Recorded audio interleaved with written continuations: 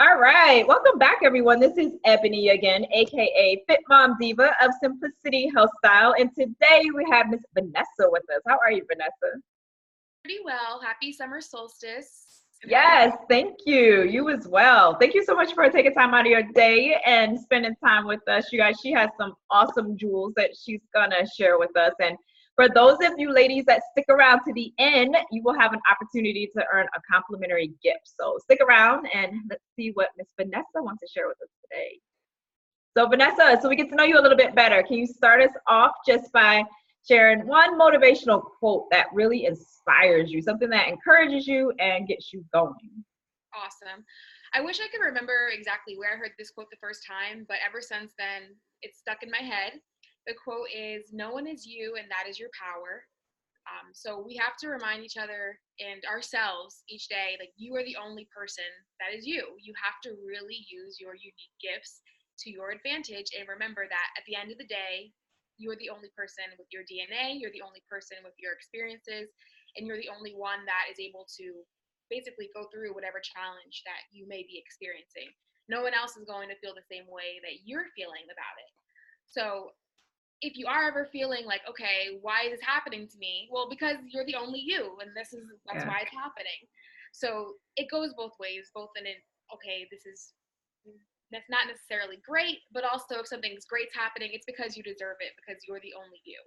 So remember your power. No one is you, and that is your power. That's 100% the quote that I fall back on almost every day. Yeah, and I truly believe that. And I think that we all have gifts and natural talents that we could put out there into the world that are of great value. And sometimes because things come so easy and natural to us, sometimes we may be thinking, well, who would care about me being able to do X, Y, Z? And other people would care because maybe that's difficult for them. So I think embracing our uniqueness and our talents and just knowing that, we can all also learn from each other and all use our different unique gifts and strengths to help each other as well. Yeah. Can you talk a little bit about a time in your life where you didn't necessarily see the light at the end of the tunnel? Because, we all are unique, and the way that we approach situations is totally different. Sometimes you may have the same exact situation, and one person approaches it, oh, woe is me, the world is ending. And the other person approach it like, okay, that's not a big deal. Life goes on. And it's the same exact situation. So talk a little bit about a time in your life where you didn't necessarily see the light at the end of the tunnel. You had some obstacles or some challenges come into play, but at the end of the day, you were able to see that goal or that dream to fruition. Yeah. So I definitely want to talk about just how I am where I am at this moment. So I'm a New Jersey native, and I went to school at the University of Maryland. So I was out of the state of Jersey for about 3.5 years. I graduated December 2015, and that's when I relocated to Florida. So I've been in Orlando, Florida for a little over 3 years now. And it's definitely been something that I needed in my development, to be away from my 21 cousins and my sister and my parents. But once I graduated, I was like, all right, this is it. Like, you're done with school, you're ready to go, like, take on the world. And throughout my whole college career, I really, really was interested in higher education. And looking back on it, maybe that's because I was surrounded by college students all the time. I worked in the student center. I was Right. wanting to help people develop themselves and work on their activities and their clubs. And I just thought 100% I want to be a student advisor, or maybe even a professor once my career continued. And I had the opportunity to start working at a university down here in Orlando. And I was, again, like, this is awesome. This is great. This is exactly what I want. But once you try things out, that's the reason why you try things out. You want to see how you like it, if it works for you. And I Right. really, really realized I was emotionally drained, and being an empath, like, I'm taking on all of these issues that come across with being a student.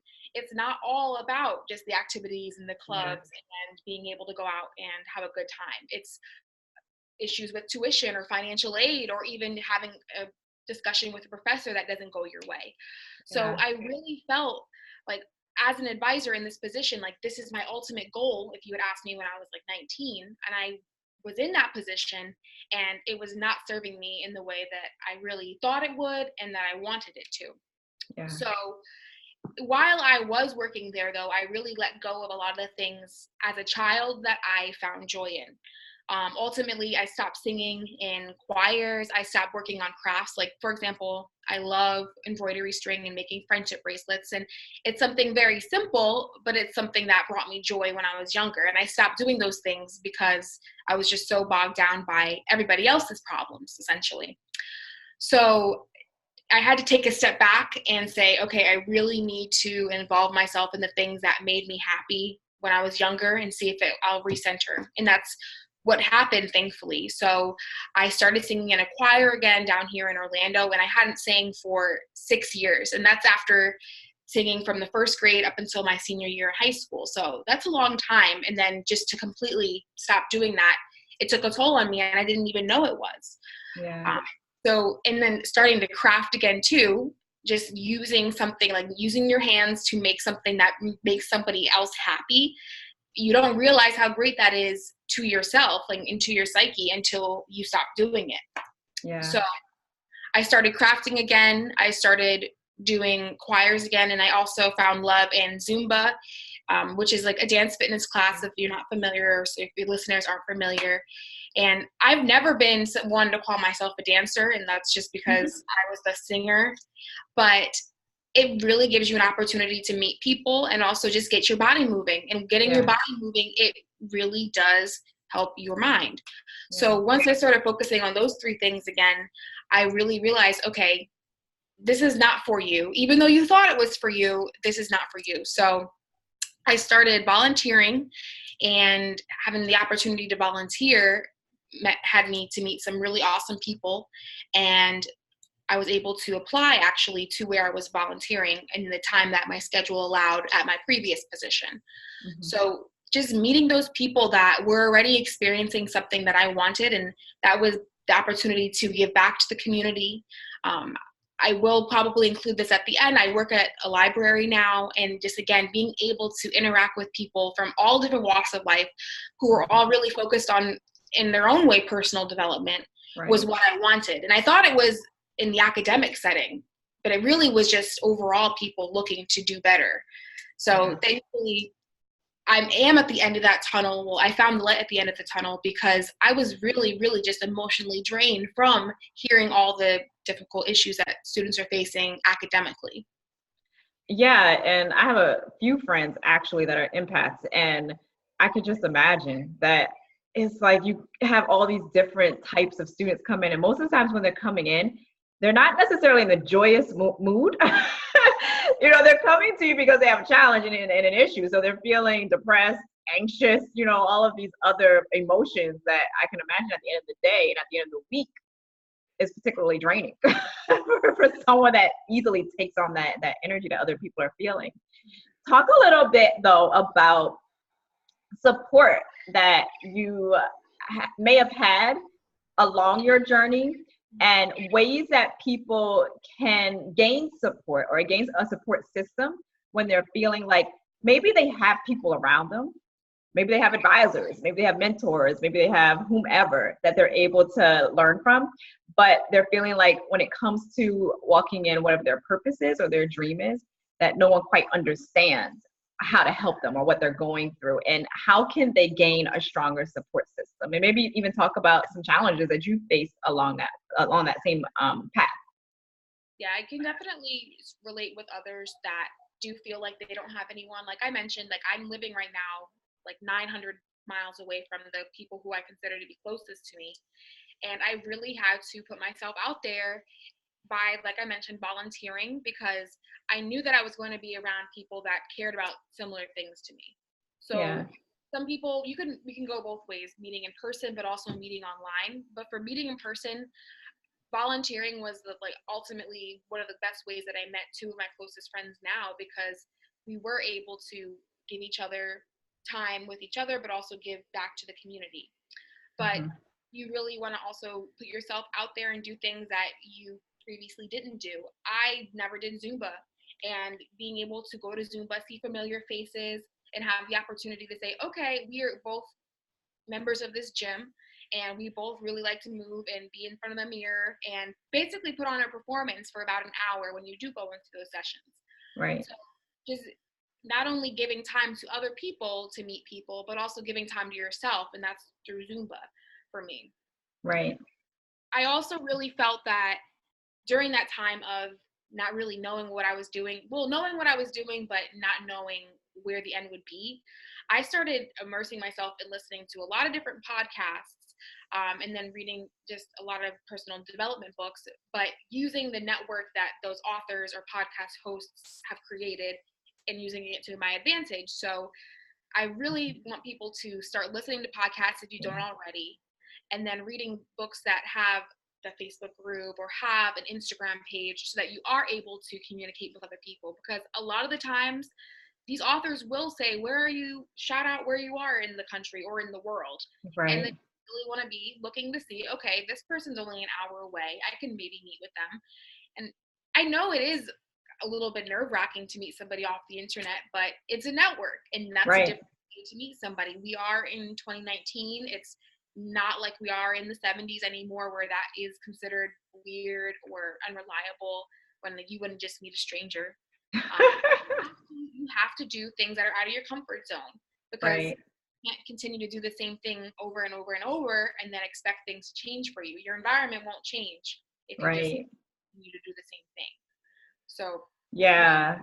And it is so true what you said. I mean, sometimes the people that you meet and even other, states can be of stronger support to you than the people that's right there in your own neighborhood.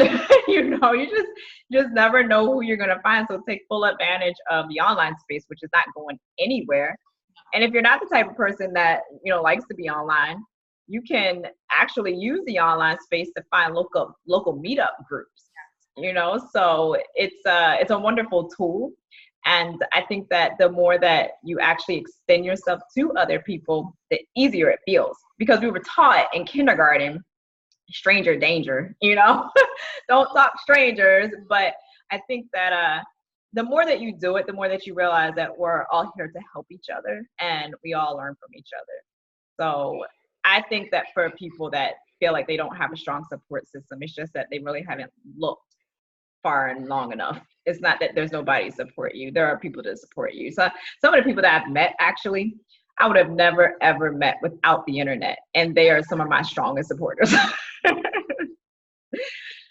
a little bit about the relationship to you between self-care and realizing our dreams. Because, we could have the strongest support system and we can do all the right things behind the scenes, and we, get to a point where we feel overwhelmed or frustrated based on life circumstances. Sometimes, depending on where you live in the country, you could be living in a metropolitan area where there's a lot of traffic. And so you feel overwhelmed. By the time you get to work, you feel overwhelmed again when you leave work and go home, and you have a family to take care of, or maybe you don't have a family to take care of. Maybe you have 5 classes you're taking at the same time. There's a lot of things that can be a part of our lives that can be very draining. So talk a little bit about maybe some of your challenges and some strategies with self-care and how that helps us to have the extra energy that we need to realize our dreams. I think I always want to remind myself when I wake up in the morning, you can't pour from an empty cup. And Yeah. for a long, long time, I was running myself really, really dry. And I take pride in my ability to stay organized and write things in my planner and stick to that. But for a while, I was overbooking myself and I was really exhausted, and I wouldn't have time to give to other people that I wanted to, or let alone give to myself. Right. So I am the type of person, like a type A type of person. I don't know if any of your listeners like astrology. I'm a Virgo in the way that I love to be in order and have my plan and follow that plan.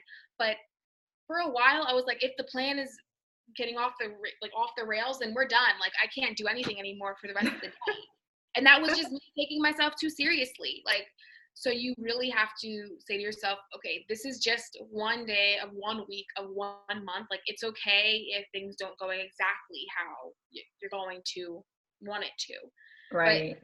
I do still want to build on my habits each and every day, because that's just for me personally how I'm able to start each day the same way and hope that that's going to lead to a better day. I really want to tell everybody that meditation has definitely changed my life in a positive way. And it's something that it took me a couple of tries, like different times throughout this past year or so, to really understand or get it. I didn't know how to just sit there and be quiet and be in my mind. So that's why guided meditations helped me a lot more than just simply sitting there and trying to calm myself down, because I couldn't. And that's me being completely honest and vulnerable. Like, I could not just sit and be. And maybe it's because, I mean, I drink a lot of coffee. Like, I love being on 10 always, but you have to be able to sit back and relax to be able to enjoy the moments where you are giving it your all. So for people that are listening and they're saying, yeah, I've heard about meditation before. I've heard that term. And I know that, you know, you sit in silence and you're quiet and you're focused on the present moment. But you mentioned guided meditation. So are there any particular ones that you could recommend? And if it's a link that you can't think of off the top of your head, I'll include it in the description box. So for people that are just starting out and they're saying, well, guided meditation, what does that mean? How would you direct them to something like that? So definitely check out the Insight Timer app. So it's INSIGHT. Insight Timer. So they have meditations that are just literally 60 seconds to ones that go up to like 2 hours. And those will be like the sleep meditations. So they have meditations for beginners, and then they have really in-depth ones as well. And you can choose the type of meditation you're looking for, whether it be a confidence meditation, whether it be one about fighting anxiety, whether it's one, like I mentioned, for sleep. So that app definitely is one that I recommend. I know a lot of people, they'll go on YouTube as well, and they'll just type in guided meditation and then the topic that they're looking for. But that's my go-to, and because it does track like your consecutive days. So if you are like a goal-oriented type of person, being able to see that milestone of whatever it is, 21 days, like knowing every day you gave 10 minutes to yourself. If you can't give 10 minutes to yourself every day, like how can you give to somebody else? Right. So try to create that habit, because it's just the time to really reflect on what type of day you're going to have. That's what I've found. Yeah, and I think that also when we can be consistent with some type of self-care, whether it's meditation or coloring in a coloring book or gardening or going to the gym and exercising, whatever it is, we could be consistent in it.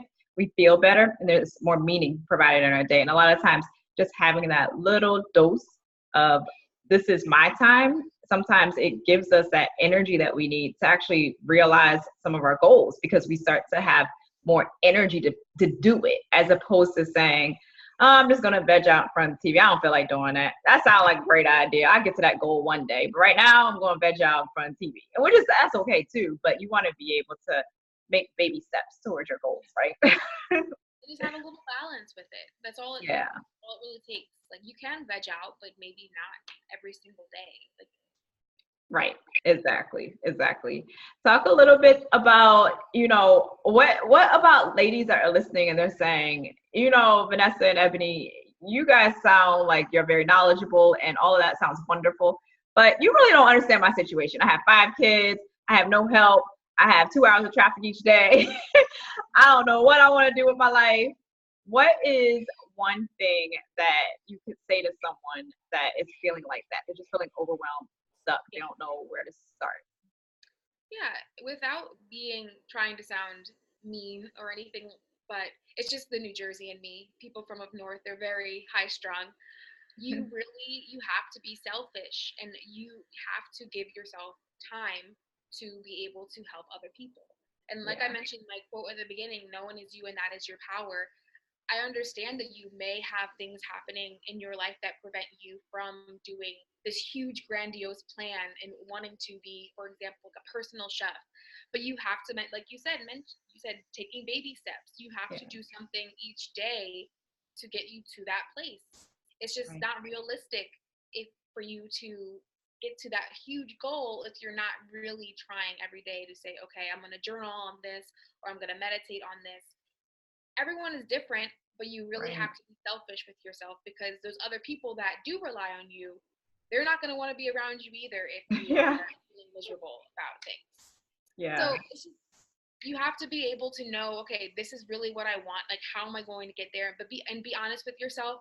That's something that this past year I've had to say, okay, nobody else is going to do this for me. No one else is going to hand me the key to my success. Like, Yeah. I am the only one that is able to do it. So Yeah.